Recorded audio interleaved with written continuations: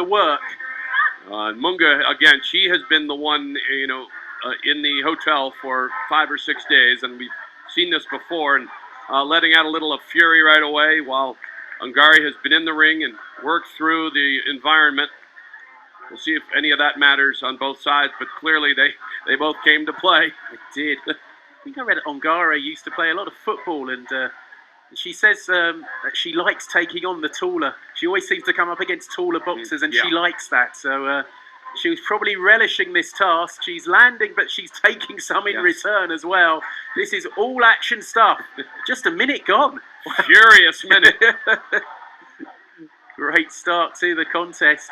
And ONGARE just looked like she was getting through there and starting to send Munga backwards. She is, as we reach near the midpoint of round number 1. Quarterfinals. So much at stake. Yeah, we mentioned it a couple of days ago. Even more at stake now when you've advanced to this level. You can't afford to dream just yet. A lot of work to do still here and in the coming days. That frenetic pace has just slowed slightly. Probably a chance to get their breaths back. Looked like a bit of head collision there. Doesn't appear to have been too much damage. That was a good combination from Munga. Best shot she's landed so far. Inside final minute of round 1. ONGARE, you can see she's tough. She'll keep coming forward. She's not slipping many, No. but her ferociousness is on Munga more quickly than the blue corner can score. It's not giving Munga much rest and just told to keep her head up. 30 seconds to go. Both boxers landing. Well, I didn't see exactly what happened there. It's given as a slip, but there was a punch in there. We've seen it before. A punch was the slip come first or because of the punch? Well, maybe we'll get a look in between rounds, but no foul. That was a good combination. No points, yeah. That was better from Munga Zalia, and well, difficult one to score. I just wonder if that flurry right at the end of the round might have edged it for Munga. I thought Munga in the last minute was the more crisp, but then, you know, early on it was the aggression as they both were throwing at will. I again, I don't profess to know what's going on with the five judges. And I don't hear a prediction from Rory. I'm just waiting to see how this plays out. See some really good action at the start of the round, and both boxers landing. Maybe and just watching the slow-mo, just looks like perhaps Munga Zalia just having just slightly the better of the exchanges. See, that was a double hit that caused her to fall. Now, is it a slip or is it a fall? 4 judges for ONGARE and 1 for Munga Zalia. Okay, so now it is on, and Munga knows what she has to do. She has to continue that final minute. If she knows the score, of course. That's a good We've had point. some debate about whether people in the arena can see the scoreboards, but whether the corners and the boxers themselves know the situation of mouth guards gone out there. Yeah. And that was some fierce exchange there, and I think it was knocked out. I think it was knocked out. I don't think it was deliberate. Maybe not. It was, maybe it was knocked out by her. And what we saw was that slip / possible assist slip with a punch.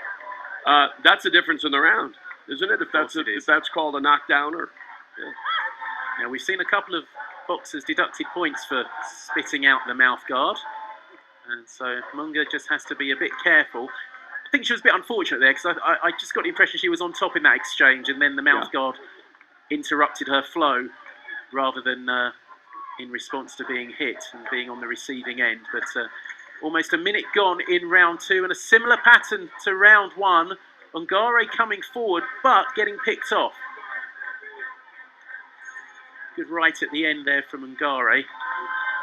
ONGARE is right just from Munga. relentless, She no is. matter what's coming her way. And there's some harm coming, but she walks right through it and back for more. I think the pace is a little much for Munga at the moment, even though she seems to have a bit of a height advantage and reach.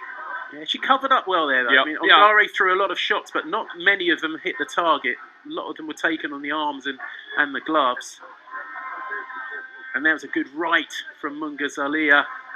ONGARE charging forward with the head. Surprised the referee hasn't had a word about that. Just over a minute to go in round 2.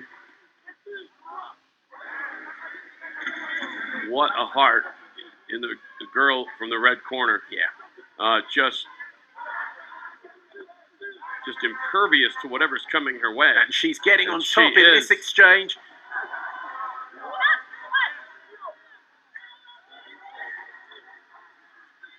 What happened there? I believe that's a point off, is it? Or is it a standing eight? Count? Really? Well, there were a couple of good shots landed, but I didn't get the impression they'd made an impact, that much of an impact. I thought Munga was throwing back. Yeah. Well, she needs something big now, Yeah, because it's up to the judges whether they take that into account with the scoring. It's not an automatic point, but you can see ONGARE, she's got the bit between her teeth now. She does. Just inside the last 15 seconds. And the referee, again, having a word with Munga Zalia, who is on the back foot here and needs to turn this around somehow.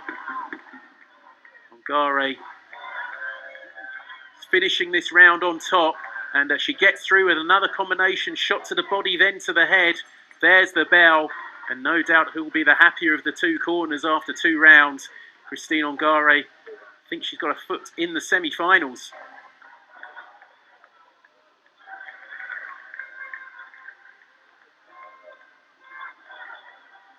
Let's see some of those highlights from the round. There was the mouth guard going out.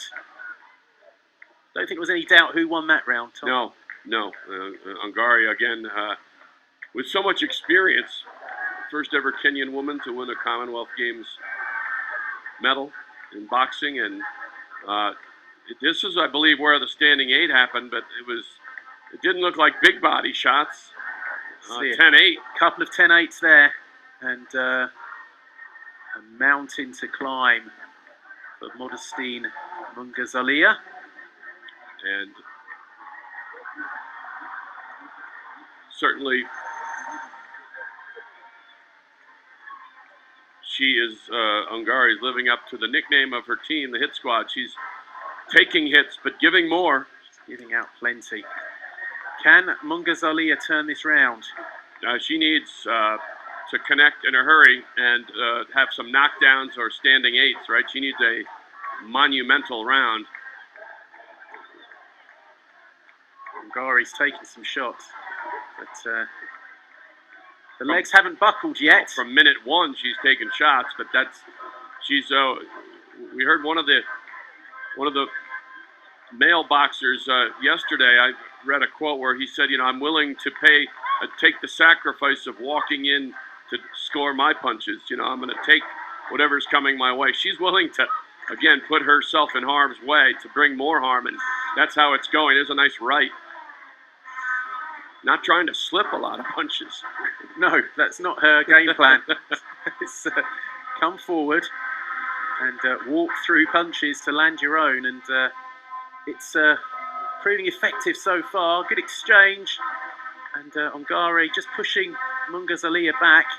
Again, the head's come close. Good right there from Munga Zalia. She needs more than we're seeing, even if she wins the round. She needs a lot more. ONGARE she's so tough. She is so tough, this Kenyan. We saw it in her first bout. We're seeing it again today.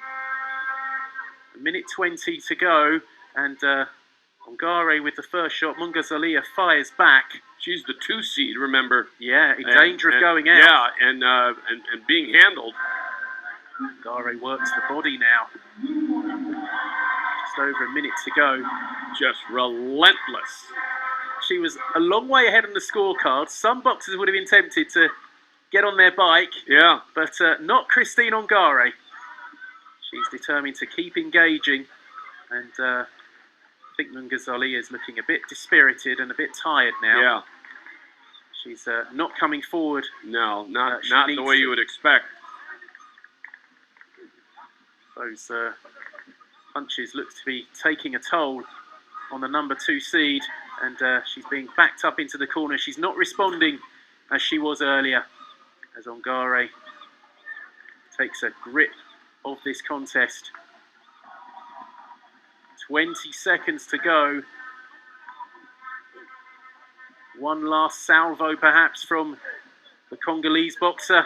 You know, maybe at a bigger weight class, you could say a puncher's chance in the last 30 or minute, but I think we've already seen ONGARE handle just about everything that was thrown at her, and she's continuing to come forward, and now will come forward into the semifinals. Wow, just one win away from a place at the Tokyo 2020 Olympic Games, and we'll obviously have to wait for the decision, but not much doubt. Good point. Not much doubt about it. Oh, she was so far ahead going into the final round. It would have needed a knockdown or at least a standing 8, and that didn't happen. Didn't materialise. Well, so ONGARE heading through to the semi-finals. We saw Chadar advance, and now it will be ONGARE, and that sets up as a classic again. Chadar content to move and stick and continue to move. She'll have to face this buzzsaw coming right at her. She won't get much rest. No. And she'll have to deal with the onslaught. By unanimous decision, Christine ONGARE through to the semi-finals, where she'll face Morocco's Rabah Cheddar. That's a contest to look forward to. The winner, certain of a place at Tokyo 20. The loser gets another chance in the 3rd place box off. It's funny, Roy, watching ONGARE now for the 2nd time. It's an optical illusion because she appears more diminutive, but she's in there and doesn't slip punches, but they just can't keep her off of them. No, and she comes in and scores and wears them down, and just really impressive. And looking forward to that semifinal with Chadar. There are the scorecards. Pretty one-sided on most of them. Judgy had it closer, but